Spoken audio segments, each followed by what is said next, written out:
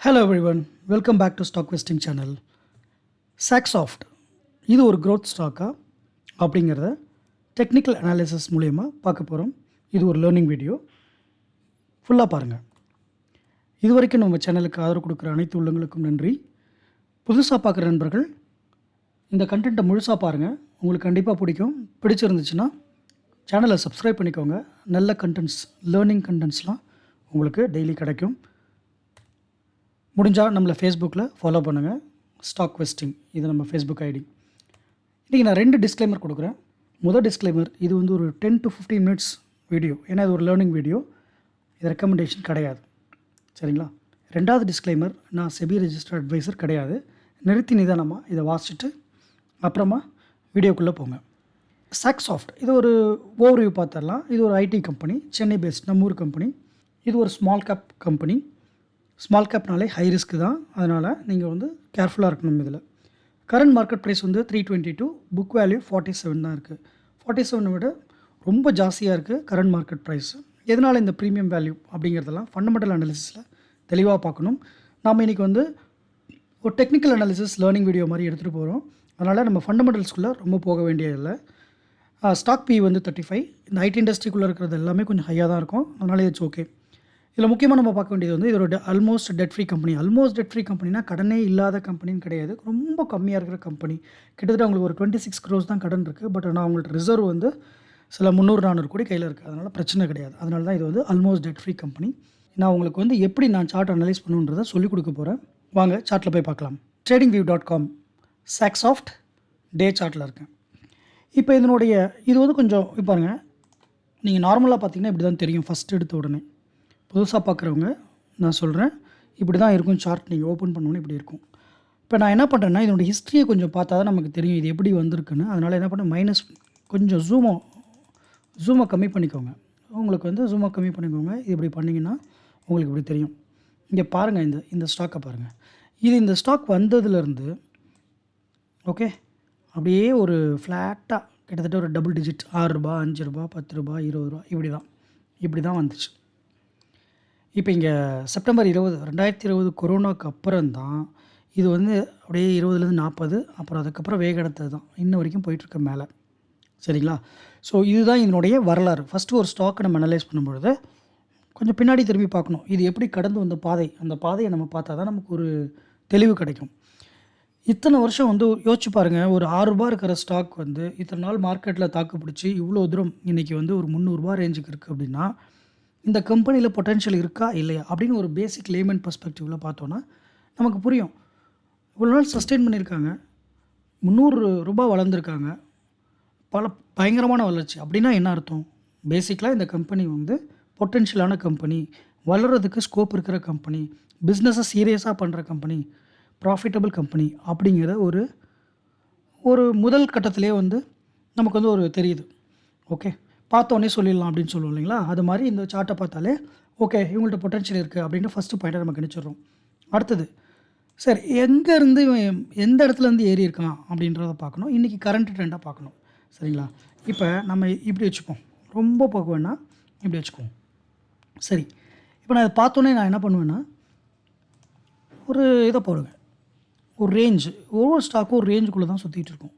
இங்கே பாருங்கள், இது வந்து இந்த ஒரு ரேஞ்ச், இந்த ரேஞ்சுக்குள்ளே தான் போயிட்டுருக்கு. இப்படி போகிறது வர்றது, இதான் என்னோடய லோ எண்ட், இதனோட ஹை எண்ட். ஒரு ஸ்டேஜில் இதை தாண்டி வெளியில் போகுது, சரிங்களா? எந்த இடம்? 2021. இது வந்து ஒரு ரேஞ்ச். ஸோ இந்த ரேஞ்சை வந்து நான் குறித்து வச்சுக்கிறேன். இங்கே பாருங்கள், இது ஒரு லேர்னிங் வீடியோ. இந்த இதை வந்து டக்குன்னு சார்ட்டை போட்டு எக்ஸ்பிளைன் பண்ணிட்டு போகிறது எனக்கு 5 minutes ஆகாது. பட் இது கற்றுக்கிற மாதிரியான வீடியோ. சனி ஞாயிறில் நம்ம வந்து லேர்னிங் போடுறோம், அதனால் நிதானமாக கவனிங்க, அப்போ தான் நீங்கள் லேர்ன் பண்ணிக்க முடியும். இப்போ நான் போடுறேன், சரிங்களா? இங்கே பாருங்கள், இதுக்கு மேலே வந்து அது ஃப்ளோட் ஆகிட்டு மேலே போயிடுச்சு. இது வந்து ஒரு ரேஞ்ச் இந்த இடத்துல செட் பண்ணியிருக்கு, அப்படி வச்சுக்கலாம். இதுக்கப்புறம் தான் தாண்டி போயிடுச்சு மேலே. அடுத்தது என்ன பண்ணுதுன்னா, மேலே போயிட்டு திரும்பி இன்னொரு இடத்துல ஃப்ளாட்டாக போகுது. அதையும் நான் இங்கே போடுறேன் பாருங்கள். இதுக்கப்புறம் ஒரு ரேஞ்சுக்குள்ளேயே தான் இது போகுது, அப்படி வச்சுக்கலாம். இதுதான் என்னோடய ரேஞ்ச். நம்ம இப்படி நீட்டாக போட்டாலே தெரிஞ்சிடும் எந்த இடத்துல கட் ஆகுதுன்னு. அந்த வரைக்கும் இப்படி வச்சுக்கலாம். சரி, இந்த இடத்துல ஒரு ஃப்ளோட்டிங் பன்னி மார்க்கெட், இங்கே ஒரு பன்னி மார்க்கெட், அதுக்கப்புறம் ஒரு அப் ட்ரெண்ட். சரிங்களா?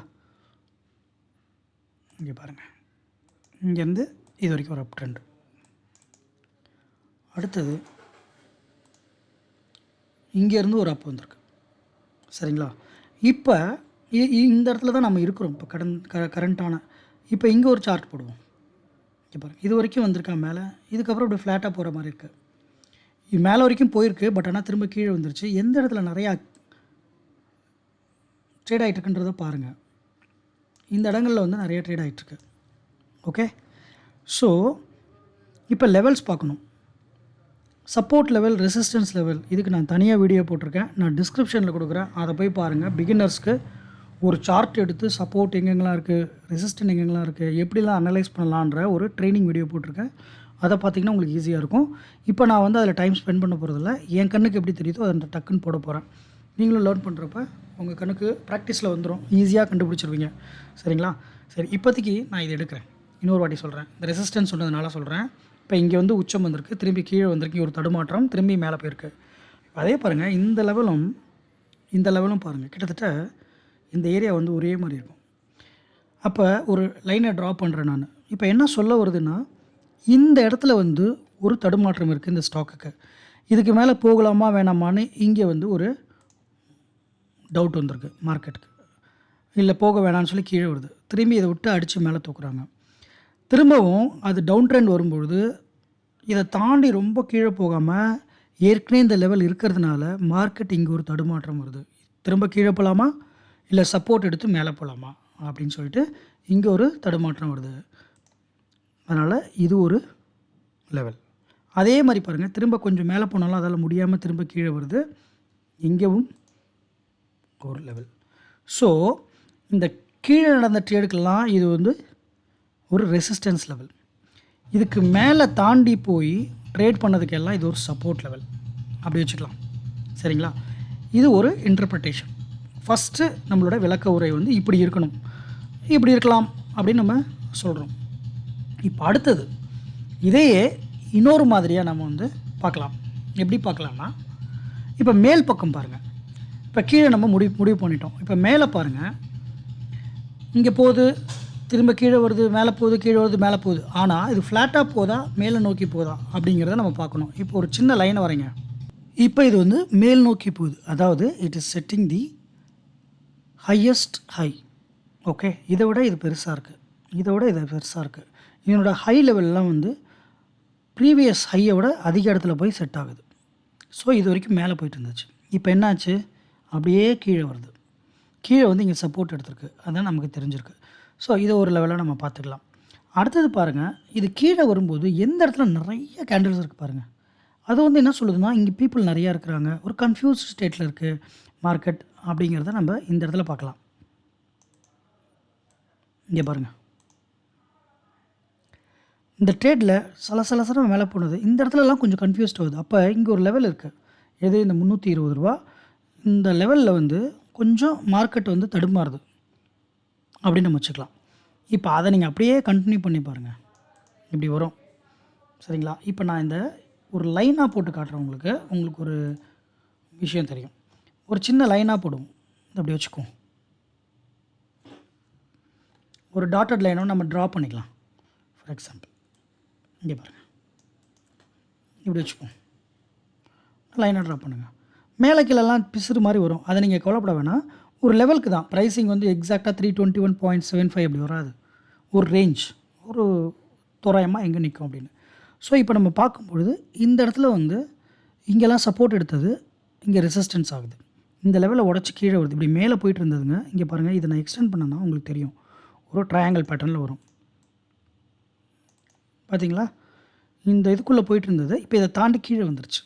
இப்போ உங்களுக்கு இந்த ரேஞ்சுக்குள்ளே தான் இருக்குது. இப்போ நான் என்ன சொல்கிறேன்னா, இங்கே ஒரு ரேஞ்ச், இப்போ இங்கே கீழே எல்லோ பாக்ஸ் போட்ட மாதிரி இந்த இடத்துல ஒரு ரேஞ்சை இது செட் பண்ண போதா அப்படின்னு நமக்கு தெரியாது, பண்ணலாம். ரைட்? இங்கே பாருங்கள், இப்போ பாருங்கள், இப்போ இங்கே மேலே போன மாதிரி இங்கே மேலே போச்சு, இப்படி வச்சுக்கலாம். ஓகே, இப்போ இதனோட லெவலே இது இங்கே தான் இருக்கலாம் மேபி. தடுமாறி மேலே போனாலும் அதால் முடியாமல் கீழே வருது. ஸோ இதுதான் இதனோட உச்சம்னு வச்சுக்கலாம். 2 வாட்டி பாருங்கள், நான் ஜூம் பண்ணுறேன். இந்த 2 வாட்டி இந்த உச்சத்தில் இது தடுமாறி இருக்குது. இது நம்ம பெரிய லைனாக போட்டுக்கலாம். ஒரு ரெட் கலரில் வச்சுக்கலாம். இதுதான் என்னுடைய சப்போர்ட் லெவல். ஓகே, ஒரு திக் லைனில் போட்டுக்கலாம். இதான் வந்து என்னோடய உச்சம் அப்படின்னு வச்சுக்கலாம். சரியா? இப்போ பாருங்கள், திரும்ப நான் ஜூம் சின்னதாக்குறேன். உங்களுடைய கழுகு பார்வைக்கு இதான் சரியாக வரும். அதுக்கப்புறமா நம்ம பெருசு பண்ணிக்கலாம். இப்போ நம்ம சொன்ன மாதிரி இங்கேருந்து மேலே போச்சு, அப்புறம் ஃப்ளாட் மார்க்கெட். அதுக்கப்புறம் இங்கேருந்து ஒரு மேலே போச்சு ஃப்ளாட் மார்க்கெட்னால் இது சின்ன விஷயம் கிடையாது. ஆக்சுவலாக இதனோட ரேஞ்ச் பெருசாக இருக்கும். உங்களுக்கு பாருங்கள், இப்போ இதிலேருந்து இந்த எல்லோ கிட்டத்தட்ட இந்த ரேஞ்ச் என்ன ரேஞ்ச் பாருங்கள், 35%. நம்ம மினிமைஸ் பண்ணி காட்டுறதுனால சின்னதாக தெரியுது. இந்த பாக்ஸ் பெரிய லெவல் தான். இது ஒரு ரேஞ்ச், இந்த ரேஞ்சுக்குள்ளேயே போயிட்டுருக்கும். அதை விட்டு வெளியில் வரப்போ தான் அந்த அடுத்த கட்டத்துக்கு இந்த ஸ்டாக் மூவ் ஆகி போகும். இங்கே பாருங்கள், இங்கே இருந்தப்போ இந்த ப்ரைஸ் பெரிய ப்ரைஸ் இந்த ஸ்டாக்குக்கு. அதுக்கப்புறம் வளர்ந்துச்சு. அதுக்கப்புறம் இதுக்குள்ளேயே தடுமாறும். அதுக்கப்புறம் திரும்பி வளரும். அதே மாதிரி படிக்கட்டு மாதிரி தான் மேலே போகும் ஸ்டாக். படிப்படியாக மேலே போகும். அப்படியே கொம்பு பிடிச்ச மாதிரி சல்லுன்னெலாம் போகாது. அப்படி போனால் சீக்கிரம் கீழே விழுந்துடும். இதுதான் வந்து முறையாக வளர்கிறது, வளர்ச்சி. ஒவ்வொரு கட்டத்துலேயும் காலகட்டத்துலேயும் இந்த ஸ்டாக் வளருது அப்படிங்கிறதுக்கு இது ஒரு உதாரணம். சரி, இப்போ நான் இன்னொரு இது என் கண்ணுக்கு தெரியுது. இப்போ நான் போடுறேன் பாருங்கள். இப்போ எந்த இடத்துலேருந்து இது பிரேக் அவுட் ஆச்சோ, இங்கேருந்து பிரேக் அவுட் ஆயிருக்கல, இந்த பாக்ஸ் விட்டு வெளியில் போகிறது இந்த ஏரியாவில் வருது. இப்போ நான் என்ன பண்ணுறேன், இதுக்கப்புறம் மேலே இப்படி போனாலும் இங்கே தடுமாறி கீழே வந்ததுனால என் கண்ணுக்கு என்ன தோணுதுன்னா, நம்ம வந்து இங்கே பாருங்கள், இப்படி ஒரு லைன் ட்ரா பண்ணுறேன். இப்போ இங்கே மேலே பண்ண மாதிரி கீழே பாருங்கள், இது மேலே போனாலும் இந்த ஒரு ட்ரெண்டில் தான் எப்பயுமே சப்போர்ட் எடுக்குது. இப்போ நான் கொஞ்சம் ஜூம் பண்ணுறேன்.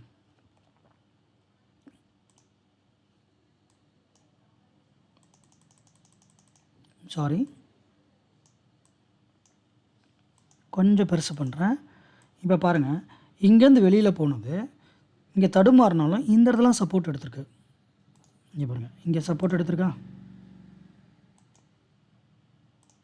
அதுக்கப்புறம் பாருங்கள், இந்த லைனுக்குள்ளே தான் இங்கேருந்து எடுத்திருக்குன்னு வச்சுக்கோங்க.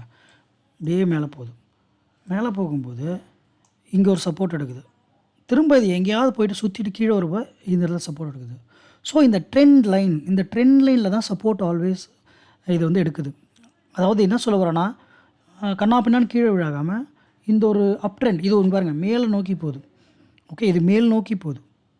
ஸோ இந்த லோவை விட இந்த லோ பெருசாக இருக்குது. ஃபார் எக்ஸாம்பிள், இந்த லோ வந்து 208 ரூபா, இந்த லோ பாருங்கள் 226 ரூபா. இதோட இது பெருசு. இப்போ அடுத்த லோ இங்கே வருது. அதாவது என்னென்னா, இது ரொம்ப கீழே வராமல் இப்போ அடுத்த லோ வந்தாலும் இங்கே தான் வரும். எங்கேயாவது 262 வந்துச்சுன்னா 277, 280 இங்கே வரும். அப்போ அப்படியே கம்மி பண்ணிக்கிட்டே வரும். அது எப்படி வரும்னா, இப்போ இங்கே பாருங்கள், இங்கேருந்து இப்படி வரும், அப்புறம் இங்கே போகும், இங்கே போகும், இங்கே போகும், இங்கே போகும், அப்புறம் ஸ்டேஜில் அப்படி மேலே போகும். அப்புறம் தான் இந்த பாக்ஸ் விட்டு வெளியில் போகும். இப்படி தான் ஒரு ஸ்டாக்கோடைய ட்ராவல் இருக்கும். ஏன்னா ஹிஸ்ட்ரி அதுதான் நமக்கு சொல்லுது. இங்கே பாருங்கள், ஹிஸ்ட்ரியில் இப்படி தான் இருக்கும். இப்படி தடுமாறிக்கிட்டே இப்படி ஜிக்ஸாக்காக இங்கே உள்ளுக்குள்ளேயே போயிட்டு ஒரு ஸ்டேஜில் க்ளோஸ்அப்பாக வந்தால் மேலே போயிடும். இப்போ இந்த ட்ரையாங்கிள் பாருங்கள், இது அகண்டு விரிஞ்சிருக்கு இந்த ட்ரையாங்கிள். ஓகே, இந்த ஆங்கிள் பார்த்திங்கன்னா அப்படியே அகண்டு இருக்குது. ஸோ கீழே வந்து குறியிலேருந்து ஆரம்பித்து அப்படியே மேலே போயிட்டு இதுக்கு மேலே போக முடியாமல் கீழே வந்துருச்சு. இப்போ இங்கே ட்ரையாங்கிள் குறுக்குது. மேலேருந்து கீழே வந்து பெருசாக வந்து அப்படியே சின்னதாக போய் டக்குன்னு மேலே போகிறதுக்கு நிறைய வாய்ப்புகள் இருக்குது. அப்படி இல்லைனாலும் இந்த உள்ள தடுமாறும். அப்படியே இந்த ட்ரெண்ட் லைனை விட்டு வெளியில் வந்தாலும் இங்கே பாருங்கள் பிசுறு மாதிரி வந்திருக்குல்ல, அந்த மாதிரி வராமல் ஃபுல்லாக வந்தாலும் இங்கே ஒரு பெரிய சப்போர்ட் இருக்குது. 237, 35 இந்த ரேஞ்சில் வந்து இந்த ஸ்டாக்குக்கு ஒரு சப்போர்ட் இருக்குது அப்படிங்கிறத நம்ம சொல்கிறோம் இப்போ இந்த சமீப காலத்தில்.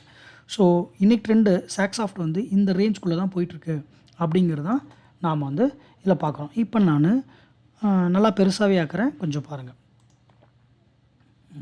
இப்போ பாருங்கள், இப்படி பார்ப்போம்.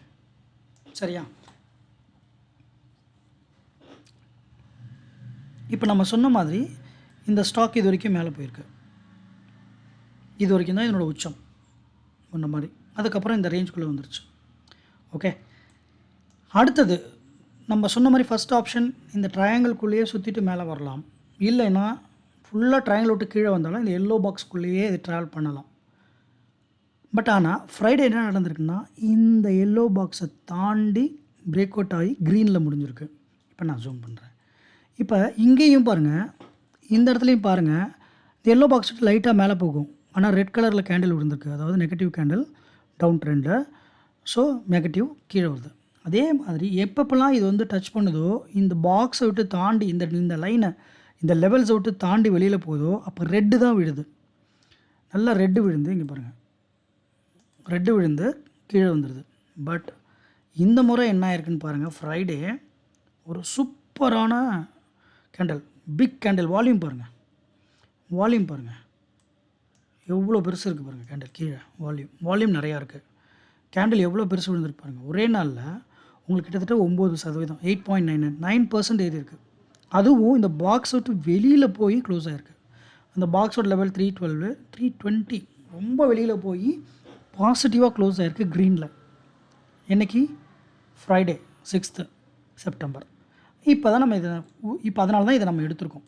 இந்த இடத்துல மொமெண்டமாக இருக்குது. ஸோ இப்போ இது வந்து உள்ளே வர்றதுக்கு வாய்ப்பு இருக்கா? இது வந்து நம்ம வந்தால் நல்லாயிருக்கும் நம்ம வாங்குறதுக்குன்னு சொல்கிறோம். இப்போ வெளியில் போயிருக்கிறதுனால திரும்பவும் இது வந்து இங்கே பாருங்கள், இங்கே வெளியில் போச்சு இல்லையா, வெளியில் போகிற மாதிரி திரும்ப மேலே போகிறதுக்கு வாய்ப்பு இருக்கா அப்படின்னா இருக்கும். அப் ட்ரெண்டில் போச்சுன்னா உங்களுக்கு கிட்டத்தட்ட ஒரு 27-28% வந்து க்ரோத் இருக்குது உங்களுக்கு. ஓகே, அப்படி கீழே வந்தாலும் நம்ம சொன்ன மாதிரி இதுக்குள்ளே வரும். உங்களுக்கு இந்த எல்லோ பாக்ஸ்க்குள்ளே எங்கே வந்தாலும் என் பார்வைக்கு எப்படி தோணுன்னா, இதில் வந்து பை ஆப்பர்ச்சுனிட்டி இங்கே வாங்கணும்னு சொல்லி சொன்னால் ஒரு டைமில் கிட்ட வந்து இது பிரேக் அவுட் ஆகி மேலே போகும். இன்றைக்கி இல்லை, லாங்கர் டேர்மில்.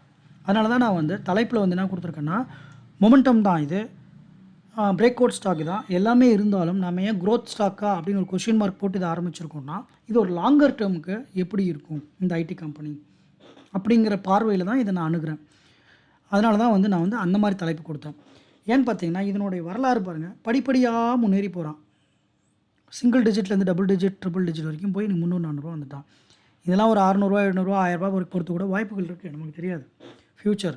அப்போ அந்த லாங்கர் டேர்முக்கு நம்ம இதனோட ஹிஸ்ட்ரியை பார்த்து ஒரு கன்சிடரேஷனுக்கு கொண்டுட்டு வரோம். ஒரு ஆய்வுக்கு உட்படுத்தி இன்றைக்கி நம்ம இதை பண்ணிகிட்ருக்கோம். இதை வந்து வாட்ச் லிஸ்ட்டில் போட்டு நீங்களும் தொடர்ந்து இது வாட்ச் பண்ணுங்கள், அனலைஸ் பண்ணுங்கள். ஒரு ஸ்டாக் எப்படி எடுத்து அனலைஸ் பண்ணணுன்றதுக்காக தான், அதை சொல்லிக் கொடுக்கணுன்றதுக்காக தான் இப்போ இந்த ஒரு ஸ்டாக் எக்ஸாம்பிள் எடுத்து உங்களுக்கு நான் சொல்கிறேன். ஒரு க்ரோத் ஸ்டாக்கை நம்ம சொல்கிறோம். இப்போ இதனோட உச்சம் பாருங்கள் எங்கே இருக்குன்னு, 400. இந்த 400 தான் இது வரைக்கும் அது ரீச் பண்ண உச்சம். ஓகே, ஸோ இந்த 400 320 ரொம்ப கிட்டக்க வந்துருச்சு கிட்டத்தட்ட. சரிங்களா, 80 ரூபா, ஒரு 20-25%, எக்ஸாக்டாக 27% டு பி ப்ரெசைஸ். அது வந்துருச்சுன்னா பழைய உச்சத்துக்கு வந்துடும். அதுக்கப்புறம் கீழே வரலாம், இல்லைனா அதையும் பிரேக் அவுட் ஆச்சுன்னா தான் நெக்ஸ்ட் லெவல் செட் பண்ணோம். எனக்கு தெரிஞ்சு இந்த பீரியட் பாருங்கள் ரொம்ப கம்மியாக இருக்குது. ஸோ உடனே வந்து பிரேக் அவுட் ஆகி போய் மேலே செட் பண்ணுமா அப்படின்றது கொஞ்சம் டவுட்ஃபுல்.